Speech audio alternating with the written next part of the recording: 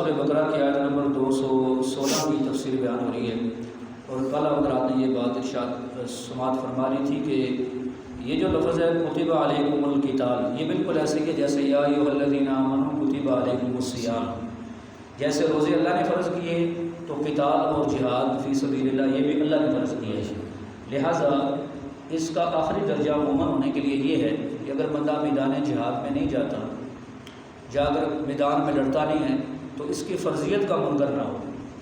جیسے ایک بندہ بے نمازی ہے نا، اگر وہ نماز نہیں پڑھتا تو نماز کی فرضیت کا منکر نہ ہو، اگر فرضیت کا منکر ہوگا تو پھر دائرۂ اسلام سے نکل جائے۔ بالکل ایسے ہے کہ اگر بندہ جہاد میں جاتا نہیں لیکن کم از کم جہاد کو مانتا ہے کہ جہاد اللہ کا حکم ہے، تو یہ آخری درجہ ہے کہ کم از کم وہ مسلمان مرے گا۔ اور اگر اس نے جہاد کی فرضیت کا انکار کر دیا تو پھر سمجھ لیں کہ اس کا اسلام کے اندر کوئی حصہ نہیں ہے، کیونکہ یہ کسی مولوی کا یا کسی مجاہد کا مسئلہ نہیں، یہ قرآن پاک کی آپ کے سامنے کھلا ہوا ہے۔ دوسرا پارہ سورہ بقرہ آیت نمبر 216، کتب علیکم القتال، اللہ فرماتے ہیں تم پر قتال کرنا، لڑنا اللہ کے راستے میں فرض کر دیا گیا ہے۔ تو یہ آج کے دور کا بڑا مسئلہ ہے کہ بعض مسلمان وہ نفاق کی موت مرتے ہیں، منافقت کی موت مرتے ہیں۔ اس کی وجہ یہ ہوتی ہے کہ وہ یا تو جہاد کا بالکل ہی انکار کر دیتے ہیں یا جہاد میں باطل تعویلیں کرتے ہیں، غلط تعویلیں کرتے ہیں۔ اچھا جی، یہ بات تو میں نے کل تفصیلاً عرض کر دی۔ اب اگلی بات، وَهُوَ كُرْهٌ لَكُمْ، اللہ فرماتے ہیں حالانکہ وہ قتال کرنا تمہیں ناپسند ہے، اس لیے کہ انسان کی طبیعت، انسان کا مزاج آسانی کو چاہتا ہے، اور سب سے زیادہ انسان محبت وہ اپنی زندگی سے کرتا ہے، اپنی جان سے کرتا ہے۔ اس وجہ سے آپ دیکھیں کہ جب سے انسان دنیا میں آیا ہے اس نے اپنی زندگی کو اور اپنی صحت کو بنانے کے لیے، اپنی زندگی کو لمبا کرنے کے لیے کیسے کیسے طریقے اختیار کیے ہیں، کیسی کیسی دوائیں، غذائیں اس انسان نے اختیار کی ہیں۔ تو چونکہ جہاد میں جب انسان نکلتا ہے تو سب سے زیادہ اس میں خطرہ یہ ہوتا ہے کہ جان چلی جائے گی، کیونکہ قتال جہاد لڑنا ظاہر بات ہے اس میں جان جانے کا خطرہ ہوتا ہے۔ تو اس لیے ارشاد فرمایا یہ تمہیں ناپسند ہے۔ تو یہ مطلب انسان کی طبیعت اور مزاج بیان کیا گیا، بندہ چاہتا ہے میری زندگی بڑھے اور میں جیوں، دنیا میں اور جیوں، اور میری صحت بھی ٹھیک ہو، میری زندگی بھی خوشحال ہو۔ اتنی بات سمجھا گی؟ وَهُوَ كُرْهٌ لَكُمْ، وہ تمہیں ناپسند ہے۔ اچھا، پھر ارشاد فرمایا وَعَسَىٰ أَن تَكْرَهُوا شَيْئًا وَهُوَ خَيْرٌ لَكُمْ، ہو سکتا ہے کہ تمہیں ایک چیز ناپسند ہو لیکن تمہارے لیے بہتر ہو، جیسے قتال، جہاد، اللہ کے راستے میں لڑنا، اپنی جان دے دینا یا دشمن کی جان لے لینا، یہ تمہیں ناپسند ہے کیونکہ جان دینی پڑتی ہے یا لینی پڑتی ہے۔ لیکن فرمایا کہ ایسا ہو سکتا ہے کہ تم ایک چیز کو ناپسند کرو لیکن وہ تمہارے لیے بہتر ہو، کیونکہ اللہ تعالیٰ نے تمہارے لیے ایک چیز کا انتخاب کیا تو ظاہر تمہارے لیے بہتری ہے۔ میں سمجھتا ہوں کہ اگر اس آیت کی تفسیر مسلمانوں کو سمجھ آ جائے نا تو کوئی مسلمان جہاد کا منکر نہیں ہے۔ اب سنیں ذرا، اللہ فرماتے ہیں ہو سکتا ہے تمہیں ایک چیز ناپسند ہو، جیسے جہاد قتال تمہیں ناپسند ہے، لیکن وَهُوَ خَيْرٌ لَكُمْ، اس میں تمہارے لیے خیر ہو، تمہارے لیے بہتری ہو۔ اچھا، اب گویا اللہ نے جہاد کو خیر فرمایا، کیا فرمایا؟ قتال کو، اللہ کے راستے میں لڑنے کو اللہ نے خیر فرمایا۔ اب اس کی خیریت دو طرح کی ہے، اچھی طرح سمجھیں۔ جہاد کی خیریت، جہاد کا بہتر ہونا، یہ دو طرح کا ہے، ایک دنیا میں اور ایک آخرت میں۔ دنیا میں ایسے کہ جو جہاد فی سبیل اللہ ہے یہ پورے دین کا بھی محافظ ہے اور مسلمانوں کی مال جان عزت کا بھی محافظ ہے، اس وجہ سے اس میں خیر ہے، اس میں بہتری ہے۔ اور یہ نہیں ہے کہ حضور صلی اللہ علیہ وسلم کی امت کو یا حضور پاک کو صرف جہاد کا حکم دیا گیا، پہلے اللہ کے نبی موسیٰ علیہ السلام ان کو بھی جہاد کا حکم ملا تھا، ان کی امت کو بھی جہاد کا حکم ملا تھا، اور جس وقت انہوں نے جہاد پر نہیں گئے تو ایک ہی وادی میں کئی سال تک وہ بھٹکتے رہے اور اللہ نے اس وادی میں انہیں قید کر دیا، وادی تی کے اندر باہر نہیں نکل سکتے۔ تو اللہ نے فرمایا تمہارے لیے جہاد بہتر ہے۔ یہ بہتر اس لیے فرمایا کہ اس میں پورے دین کی حفاظت ہے، پورے دین کی اور مسلمانوں کی مال جان عزت کی بھی اس میں حفاظت ہے۔ تو اس لیے آپ دیکھ لیں شروع سے لے کر آج تک حضور صلی اللہ علیہ وسلم نے تو اپنی زندگی میں یہ چیز بتائی، ایک ہے دفاعی جہاد، یہ بھی اللہ کے نبی علیہ السلام نے کیا، اور اقدامی جہاد بھی کیا۔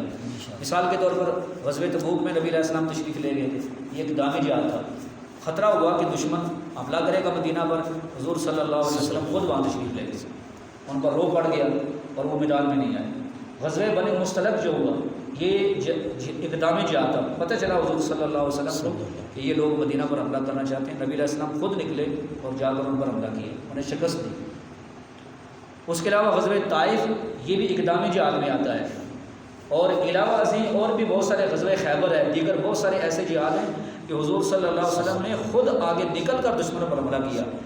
آج ہمارے اس دور میں اور پہلے بھی کئی ادوار میں ایسے لوگ گزرے ہیں، دانشور، مذہبی سکالر ہیں جی، اور دین کے سمجھانے والے نام نہاد ہیں، انہوں نے کہا کہ ٹھیک ہے دفاعی جہاد ہو رہا ہے اسلام، لیکن اقدامی جہاد نہیں ہے نا، کہ یہ بالکل غلط بات ہے۔ یہ قرآن کی آیتوں کا بھی انکار ہے اور آپ صلی اللہ علیہ وسلم کی جو غزوات ہیں ان کا بھی انکار ہے۔ اچھا، یہ دین سارے دین کا محافظ جہاد فی سبیل اللہ ہے، بات سمجھا کہ مسلمانوں کی عزت مال جان کا بھی محافظ جہاد فی سبیل اللہ ہے۔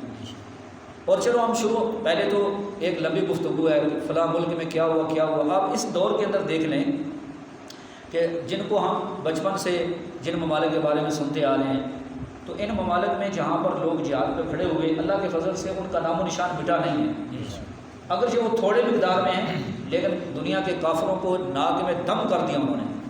فلسطینی بھائیوں کی مثال لے لیں آپ، ہیں جی، تھوڑے ہیں، یہ بوسنیا کی مثال لے لیں، تھوڑے مسلمان وہاں پر جہاد پہ کھڑے ہیں۔ کشمیر کی آپ مثال لے لیں، ہیں جی، افغانستان کی آپ مثال لے لیں، تو یہ ہمارے سامنے ان کی مثالیں ہیں۔ اور جہاں پر لوگ جہاد پہ کھڑے نہیں ہوئے تو وہاں دیکھ لیں کیا صورتحال پیدا ہوئی ہے۔ یہ ہمارے ساتھ برما ہے جی، آپ کو پتہ 4-5 سال پہلے کیا وہاں پر ہوا تھا۔ اس کے علاوہ اور بھی کئی ایسے ممالک ہیں۔ اور افغانستان کی مثال لے لیں کہ 20 سال وہاں امریکہ نے زور لگایا، اور اس وقت جب حملہ کیا تھا افغانستان پہ امریکہ نے، تو لوگ کہتے تھے بس 4 دنوں کی بات ہے، اور امریکہ نے ہر ظلم وہاں پر کیا۔ آج تو لوگوں کو اخلاق اور لوگوں کو یاد آ رہے عورتیں کو حقوق، لیکن وہ انہیں یاد نہیں ہے جب جنرل دوستم جیسے لوگ اور دوسرے جنہوں نے امریکہ کے ساتھ ساز باز کر کے تو طالبان کو کہا سرنڈر کر دو، تو طالبان نے سرنڈر کیا تو انہیں کنٹینروں کے اندر بھرا، اور بھرنے کے بعد پھر ان کے ساتھ جو معاملہ کیا، اللہ معاف کرے، ہیں جی، کنٹینر بھی ایسے کہ اس میں سوراخ ہو رہی، پھر گولیاں چلائیں، اندر ہی طالبان شہید ہوئے۔ جو باہر نکلے ان کے سروں پر تیزاب ڈال کے ڈنڈے مار مار کے انہیں شہید کرو، کیا کیا لگاتے تھے امریکی اور یہ جو شمالی اتحاد والے تھے وہ۔ اب وہ لوگوں کو کوئی یاد نہیں ہے، اور سینکڑوں کی تعداد میں۔ لیکن اللہ کی شان دیکھو، اتنا ظلم، اتنی قربانیاں لگیں، اور آج دیکھ لو الحمدللہ اللہ نے ایسی فتح عطا فرمائی ہے کہ وہاں صدر، وزیر اعظم سب مولوی ہیں، سب مجاہد ہیں۔ تو یہ جہاد کی برکت ہے۔ کس کی برکت ہے؟ یہ جہاد کی برکت ہے۔ اور جن ممالک میں لوگ جہاد میں نہیں کھڑے ہوئے، وہاں دیکھنے کیا حالت ہے، ہمارے سامنے روزانہ خبریں آتی رہتی ہیں۔ تو یہ پکی بات ہے۔ اللہ نے فرمایا وَهُوَ خَيْرٌ لَكُمْ، یہ قتال تمہارے لیے بہتر ہے۔ یہ تمہارے لیے کیا ہے؟ یہ تمہارے لیے بہتر ہے۔ امام بخاری رحمۃ اللہ علیہ ایک زمانہ تھا کہ آپ اپنی مسجد میں بخاری کا درس دیتے تھے، لیکن ایک زمانہ آیا کہ وہاں انگریز نے اس مسجد کو استبل بنا دیا، وہاں اپنے گھوڑے باندھے، خنزیر وہاں داخل کیے، اور وہاں جناب والا نجاستیں ڈالی گئی۔ لیکن اللہ کے فضل سے جہاں جہاں لوگ جہاد پہ کھڑے ہیں، اور پہلے کھڑے تھے یا آئندہ کھڑے ہوں گے، وہاں اللہ تعالیٰ کبھی بھی کفر کو کامیاب نہیں ہونے دیں گے، کیونکہ کافر کو سب سے عزیز جان ہوتی ہے۔ تو جب ایک مسلمان اپنی جان دینے کے لیے کھڑا ہو جاتا ہے اور وہ کہتا ہے چلو میں تو جاؤں گا، کئیوں کو ساتھ لے کر جاؤں گا، تو پھر اللہ کے دشمن، ان کو تو جان ہی سب سے عزیز ہوتی ہے، پھر وہ بھاگنا شروع کر دیتے ہیں۔ تو ایک اس میں خیریت یہ ہے، بات سمجھا گئی ہے۔ دوسری خیریت آخرت کے اعتبار سے ہے۔ حدیث پاک میں آتا ہے کہ جنت میں اللہ نے 100 درجے بنائے ہیں، سب سے اوپر والے درجے میں انبیاء ہوں گے علیہ السلام، اس سے نیچے شہداء کرام ہوں گے، سبحان اللہ، اس سے نیچے کیا ہوں گے؟ شہداء کرام۔ اور شہید، شہادت ایک اللہ تعالیٰ کی طرف سے ایسی نعمت انسان کو ملتی ہے کہ اس سے بڑی نعمت اور کوئی دنیا کے اندر نہیں ہے۔